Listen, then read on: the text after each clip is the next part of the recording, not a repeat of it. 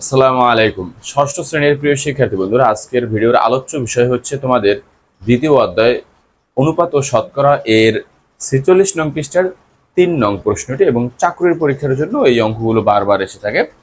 নিচের সমতুল অনুপাতগুলোর খালিঘর পূরণ করো। এখানে যে খালিঘর দেওয়া আছে অনুপাতগুলোর, এখানে বলছে সমতুল অনুপাত এক। তাহলে অনুপাত কি? অনুপাত হচ্ছে একটা ভগ্নাংশ যার হর ও লব থাকবে, অথবা দুইটা রাশি থাকবে। এটাকে বলা হয় প্রথম রাশি, এটাকে বলা হয় দ্বিতীয় রাশি।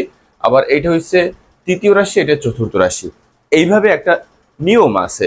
তাহলে সমতুল ভগ্নাংশ প্রকাশ করার জন্য কি করতে হয়? সুতরাং আমরা যদি সমতুল অনুপাতে নির্ণয় করতে চাই, তাহলে আমরা একটু যদি লিখি, সমতুল অনুপাত হচ্ছে প্রথম রাশি ইন্টু চতুর্থ রাশি। অনুপাতকে সমতুলে যদি প্রকাশ করি, সমান সমান দ্বিতীয় রাশি ইন্টু তৃতীয় রাশি। আমি রাশিটা আর লিখলাম না। এখন ঠিক এইভাবে আমরা মূলত এই সমাধানগুলো করব এবং ফাঁকা করে দেখব কোন সংখ্যাগুলো হয়, যেটা বলা আছে সমতুল অনুপাতগুলোর খালিঘর পূরণ করো। তাহলে এগুলো সব সমতুল অনুপাতেই দেওয়া আছে। ক নং প্রশ্নের সমাধান। তাহলে এখানে দেওয়া আছে, আমি যদি একটু দেখি দেওয়া আছে কি, কোন অনুপাতগুলো দেওয়া আছে। 2:3 সমান সমান 8 অনুপাত ফাঁকা ঘর, বা আমরা যেহেতু সমান সমান চিহ্নটা ইউজ করা হয়েছে, বা এটা হচ্ছে প্রথম রাশি, এটা দ্বিতীয়, এটা তৃতীয়, এটা চতুর্থ। তাহলে আমরা এভাবে লিখি, অনুপাত মানে ভগ্নাংশ। অনুপাত মানে কি? ভগ্নাংশ।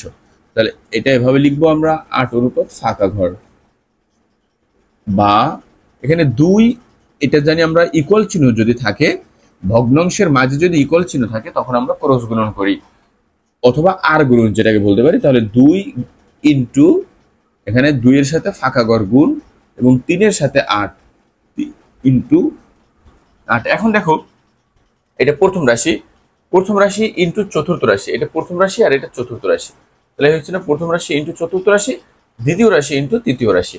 এরপরে বা ফাঁকা ঘর আমরা বের করব, 3 ইন্টু 8 ডিভাইডেড বাই 2। এটা আছে গুণ আকারে, এপিস আসলে হবে ভাগ, মানে হর। সুতরাং ফাঁকা ঘরে কত হবে? 2 অক্ষে 2, 4 দ্বিগুণী 8, তাহলে 3 4 12। তাহলে আমরা পেলাম কত? উত্তর 12। এই হচ্ছে আমাদের ফাঁকা ঘরের অ্যান্সার। তাহলে আমরা এটি একটু মুছে দিই, এটা লিখে নিবা খাতায়, অবশ্যই এটা লাগবে। সুতরাং আমরা এটাকে এভাবে পূরণ করব, 2:3 সমান সমান 8 অনুপাত, এই যে ফাঁকা ঘর, এই ফাঁকা ঘরের ভিতরে 12 লিখে দিব।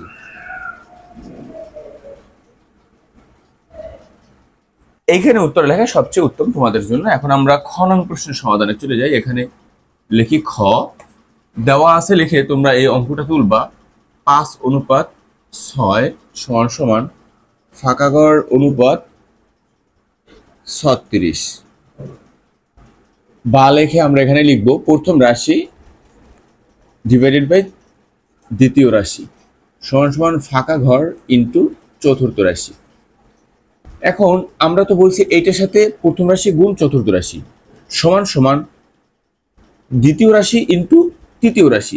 এই দুইটার গুণফল সমান সমান যদি এইটা হয়, তাহলে এইটার গুণফল সমান সমান এটা।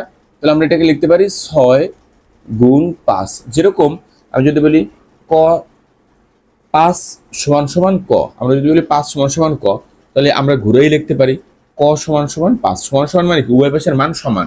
তাহলে এইটা সমান সমান এইটা, অথবা এইটা সমান সমান এইটা, একটা দেওয়াই যায়। যেহেতু আমরা ফাঁকা ঘরের মান বের করবো, এর জন্য এটাকে আমরা বাম পাশে নিলাম। তাহলে 5 গুণ 36, বা ফাঁকা ঘর এখানে রেখে দিব, যেহেতু ফাঁকা ঘরের মান বের করব 36। এখানে 6 গুণকের আছে, এপাশে আসলে ভাগ হবে, 6 অক্ষে 6, 6 ছক 36। সুতরাং ফাঁকা ঘরে আমরা কত পেলাম? 5 ছক 30, আমরা 30 পেলাম।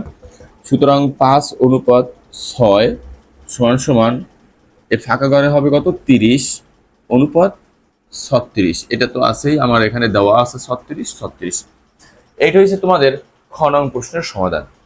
এটা অর্থাৎ ফাঁকা ঘরের মান বের করবো, এর জন্য এর গুণফলটাকে আমরা বাম পাশে রাখছি। এতটুকুই তোমার হচ্ছে একটু ব্যতিক্রম। এখন আমরা গ নং প্রশ্নে চলে যাই। কি কি দেওয়া আছে আমরা এটা লিখে নিব। 7 অনুপাত ফাঁকা ঘর 42 অনুপাত 54। বা লেখে আমরা লিখব প্রথম রাশি 7 গুণ ফাঁকা ঘর সমান সমান 42/54। ফাঁকা ঘরের মান বের করবো, এর জন্য এটা আর এটা রাখবো আগে। তাহলে ফাঁকা ঘর গুণ 42 সমান সমান 7 গুণ 54। বা ফাঁকা ঘরের মান বের করবো, এর জন্য এটা রেখে দিলাম 7 গুণ 54, এখানে দিব 42। এটা গুণ আছে, বেশ আসলে হবে ভাগ। সুতরাং ফাঁকা ঘরে কত হয় আমরা একটু দেখি। 7 অক্ষে 7, 6 7 42, 6 অক্ষে 6, 6 9 54। তাহলে 9 গুণ 1, 9 অক্ষে 9, 9 কে 1 দ্বারা ভাগ করলে হয় 9। সুতরাং আমরা ফাঁকা ঘরে পেলাম কত? 9 পেলাম।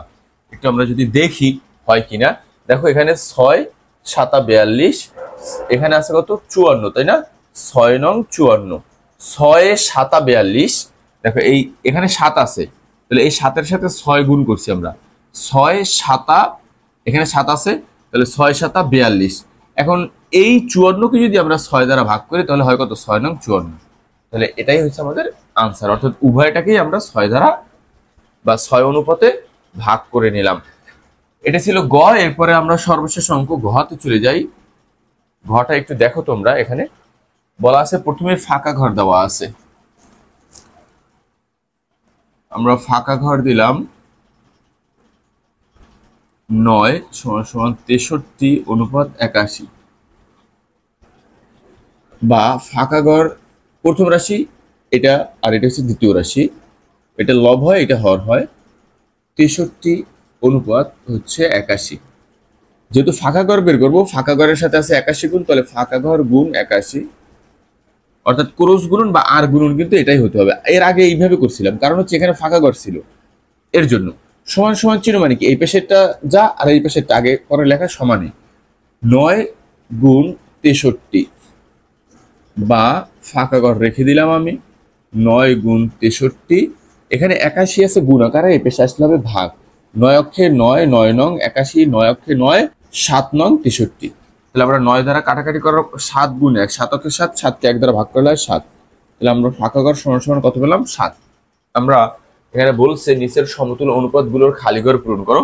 তাহলে সুতরাং আমরা এই ফাঁকা ঘরে দিব 7/9 সমান সমান 63/81। দেখো এই 9 নং 81, তার এখানে কত হবে? 7 নং 63। তাহলে 9 দ্বারা এই 9 এর সাথে 9 গুণ করছি, 9 নং 81 হয়ে গেছে। এখানে 9 গুণ করছি, আবার এখানেও যদি 9 গুণ করি 7 নং 63, এখানে 63 রয়েছে। সুতরাং এই হচ্ছে আমাদের ঘ নং প্রশ্নের উত্তর। 46 নং পৃষ্ঠা তোমাদের অনুশীলনী 2.1 ষষ্ঠ শ্রেণীর এই প্রশ্নটি আজকে সমাধান করলাম। পরবর্তী ভিডিও আমরা আগামীকালকে নিয়ে আসবো।